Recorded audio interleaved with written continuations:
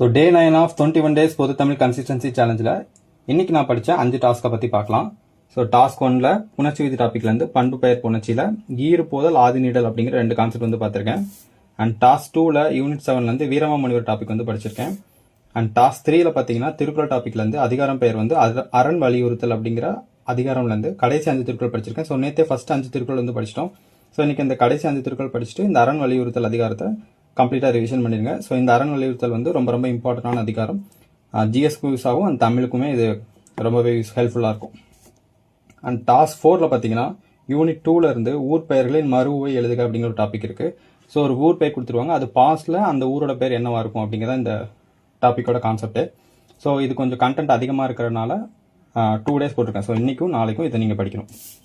And task 5ல் சந்திப்பிலை கான்செப்ட்லேருந்து வல்லினம் மிகு இடங்கள் வந்து நம்ம நேற்றோட முடிச்சிட்டோம். ஸோ இன்னிலேருந்து வல்லினம் மிகா இடங்கள் வந்து பார்க்கணும். ஸோ அதுக்கான 4 கான்செப்ட் வந்து நான் எழுதி வச்சுருக்கேன். அண்ட் ஈறு போதல் ஆதி நீடல் அப்படிங்கிற இந்த 2 கான்செப்ட்டுக்கு யூடியூப் ரெஃபர் பண்ணி பாருங்கள், ரொம்பவே ஈஸியாக இருக்கும்.